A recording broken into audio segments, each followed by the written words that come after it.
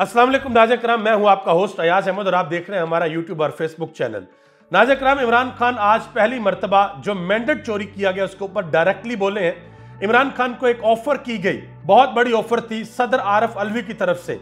इमरान खान ने उसका भी जवाब दे दिया है और हफ्ते के रोज इमरान खान ने पूरे मुल्क के अंदर एक बहुत बड़ी कॉल भी दे दी है। और कराची के अंदर जो बहुत बड़ा धांधला हुआ उसकी मुबैना तौर पर आज एक ऑडियो लीक हो गई है और उसमें पता लग गया है कि भाई कराची के अंदर पाकिस्तान तहरीक इंसाफ के साथ क्या किया गया है। और इमरान खान ने इंडिया के अंदर जो इलेक्शन हुए वहां पर जो धांधली हुई और उनकी सुप्रीम कोर्ट ने जो फैसला दिया उसका हवाला भी आज अपने बयानात के अंदर दिया। तो वन बाय वन जो सारी चीजें इमरान खान ने कही हैं और जो आज अहम डेवलपमेंट हुई है वो मैं आपके सामने रखता हूं।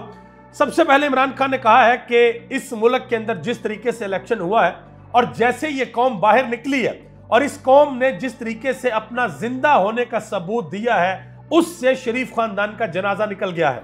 सारी कौम कह रही है कि धांधली हुई है, 20 नशिस्ते वालों को वजीर आजम बनाया जा रहा है, सारा मुल्क इंतखाबात में इनके खिलाफ खड़ा हो गया है, पार्टी को खत्म करने के लिए 9 मई का इस्तेमाल किया गया, जुल्म से पार्टी खत्म नहीं हुई बल्कि सबसे मजबूत जमात बन गई। मजीद कहा कि अवामी मैंडेट से बड़ी कोई और चोरी नहीं हो सकती और यह भी कहा कि मुझे किसी भी सूरत, ये सदर आरफ अलवी की तरफ से ये ऑफर दी गई कि आपको जो सजाएं हुई हैं वो सदर साहब माफ कर सकते हैं। तो इमरान खान ने कहा कि मुझे किसी भी सूरत सदारती इख्तियार के तहत मिलने वाली जो माफी है वो नहीं चाहिए, मुझे सजाओं के अंदर ऐसी माफी नहीं चाहिए, मैं कानूनी तौर पर अपनी जद्दोजहद करूंगा, अपनी लड़ाई खुद लड़ूंगा। ये आप अखबार का तराशा भी देख सकते हैं। और मजीद जो IMF को खत लिखना है उसके हवाले से बहुत ज्यादा कहा जा रहा था कि इमरान खान ने मुल्क के खिलाफ कुछ कर दिया, गद्दारी कर दी।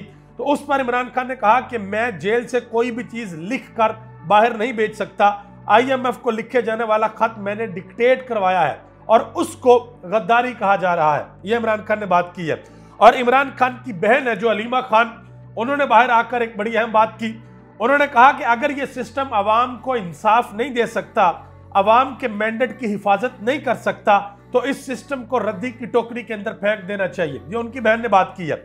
और उन्होंने कहा कि उनकी बहन ने कहा कि इमरान खान ने आज एक मिसाल भी दी है कि इंडिया के अंदर चंडीगढ़ में एक इलेक्शन हुआ, मेयर का इलेक्शन, और उसके बाद उसमें धांधली की गई, रिपोर्ट हुआ और वो धांधली भारत की सुप्रीम कोर्ट के अंदर चली गई और सुप्रीम कोर्ट के अंदर CCTV फुटेज चला दी गई कि RO साहब बैठकर धांधली कर रहे थे और जो सुप्रीम कोर्ट थी भारत की उसने धांधली के ऊपर फैसला सुनाया और बीजेपी का जो मेयर था वो भी स्टेप डाउन कर गया, उसने अपनी सीट छोड़ दी।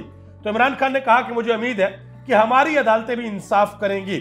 आगे जो इमरान खान ने एक बड़ा ऐलान किया कि हफ्ते वाले दिन पूरे मुल्क के अंदर हम एहतजाज शुरू करने के लिए जा रहे हैं और मूड इमरान खान का यही लग रहा है कि किसी भी सूरत मैंने पीछे नहीं हटना, किसी किस्म का कोई कंप्रोमाइज नहीं करना, किसी किस्म की कोई डील नहीं लेनी, बल्कि इमरान खान इस बात पर डट गए हैं कि जो मैंडेट मेरी अवाम ने मुझे दिया है वो मैंडेट मुझे हर सूरत वापस चाहिए। तो उस सिलसिले में इमरान खान ने यह कह दिया अपनी पार्टी को कि पूरे मुल्क के अंदर 2 काम करने हैं। एक, आपने सारी पार्टियों को अपने साथ में लाना है जिनके साथ धांधली हुई है, और दूसरा, आपने हफ्ते वाले दिन निकलना है और निकलकर आपने पुरअमन जबरदस्त किस्म का एहतजाज करना है। और शेर अफजल खान मरवत ने इस हवाले से एक ट्वीट किया।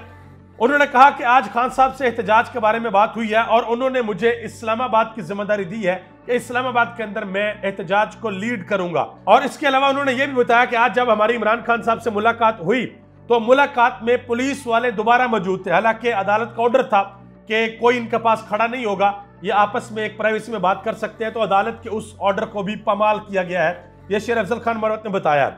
उसके बाद जी आज पाकिस्तान के सेनेट में 2 बड़ी मजबूत आवाजें बुलंद हुई हैं। एक तो सेनेटर फैसल जावेद खान आज सेनेट के अंदर आए हैं, उन्होंने बड़ी जानदार किस्म की तकरीर की है। उन्होंने कहा कि हम इस मुल्क के साथ क्या कर रहे हैं, कौम ने मैंडेट दिया है इमरान खान को और इमरान खान को रिहा किया जाए।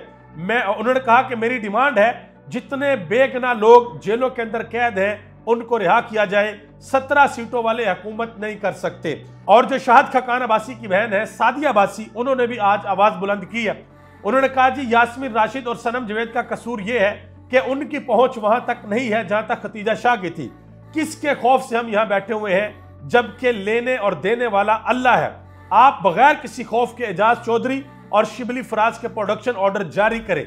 ये शाहद खकान अब्बासी की जो बहन है, जो सेंटर है, आज उन्होंने पाकिस्तान के सेनेट में डिमांड की है। यह मुतालबा किया है। आगे आ जाए जी, फैसल वावडा साहब, उन्होंने एक बड़ा अहम बयान दिया। उन्होंने कहा जी बुजदार 2 की जो अकड़ है ऐसी है कि जैसे पाकिस्तान में डॉलर 200 का है, पेट्रोल 150 का है और रोटी 10 रुपए की है। यह बुजदार 2 सिर्फ 98 वोटों से जीती है।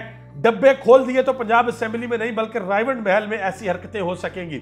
यह उन्होंने मरियम नवाज के बारे में कहा है, जो कि हाल ही में पंजाब की तारीख में पहली मरतबा खातून वजीर आला मुंतखब हुई है।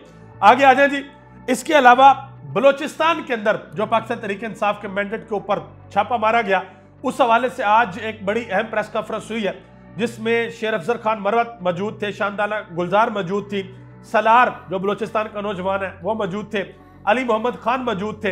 इसके अलावा एक और नौजवान है बलोचिस्तान का, वो भी मौजूद था और उसने बड़ी दबंग तकरीर की और उन्होंने कहा है कि बलोचिस्तान के अंदर जो मैंडेट चोरी किया गया है वो मैंडेट किसी भी सूरत हम छोड़ेंगे नहीं, अपना वो मैंडेट आप वापस लेंगे। और आगे आ जाए जी, एक ऑडियो लीक हो गई है। मुस्तफा कमाल एमकेएम के रहनुमा है, उनकी ऑडियो लीक हुई है मुबैना तौर पर, जिसके अंदर वो कह रहा है भी ऑडियो का फ्रांसिक होगा, पता लगेगा कि ऑडियो असली है नकली है, लेकिन सुनने में ये लग रहा है कि वो ऑडियो असली है। तो उन्होंने हमें बताया कि जिस वक्त नून लीग और पीपल्स पार्टी की मीटिंग हुई तो पीपल्स पार्टी ने एमकेएम के बारे में कहा कि इनका मैंडेट कराची के अंदर 100% जाली है। नून लीग का और पीपल्स पार्टी का 40 से 50% जाली है और एमकेएम का मैंडेट तो 100% जाली है। आप यकीन करें, पाकिस्तानी पूरी दुनिया हैरान है कि कराची जैसा शहर जहां पर पढ़ा लिखा पाकिस्तानी रहता है, उन्होंने किस तरीके से एमकेएम का वोट दे दिया। हालांकि वो जो वोट था वो सारे का सारा इमरान खान का था। वो 16-17 सीटें ऐसी हैं जो कि सीधी सीधी इमरान खान की थी, लेकिन वो एमकेएम की झोली के अंदर डाल दी गई है। अब देखना यह है कि इसके बाद किसी किस्म का कोई एक्शन लिया जाता है या नहीं लिया जाता। मौलाना फजल रहमान साहब ने भी एक बड़ी अहम बात की है। उन्होंने कहा कि अगर आप ये समझते हैं कि ये लोग, ये जो हुकूमत बन रही है, ये लोग इन हो गए हैं, तो वो इन नहीं हुए बल्कि वो बाहर हो रहे हैं और ये इन होकर भी रोएंगे। मुल्क इनसे नहीं चलेगा, ये सिस्टम चलने वाला नहीं है, ये कोलैप्स कर जाएंगे। इस तमाम धांधली की जिम्मेदार एस्टेब्लिशमेंट है। अगर पीटीआई जीती है तो हुकूमत उनको दो। 9 मई का बयान का दफन हो गया। ये मौलाना फजल रहमान ने बातें की है। और आखिर में मैं आपको बता दूं कि पहला तोहफा पाकिस्तान के अवाम को दे दिया गया है। बिजली 7 रुपए 5 पैसे फी यूनिट महंगी कर दी गई है और इस महंगाई के बाद पाकिस्तान की अवाम से 60 अरब रुपया वसूल किया जाएगा। 60 अरब रुपए का जो बोझ है वह पाकिस्तान की अवाम बर्दाश्त करेगी। दुआ करें अल्लाह ताला इस मुल्क पर अपना खास फजल और करम फरमाए। आप सबका बहुत बहुत शुक्रिया। पाकिस्तान जिंदाबाद, पाकिस्तान के अवाम और पाकिस्तान के इदारे पाइंदाबाद।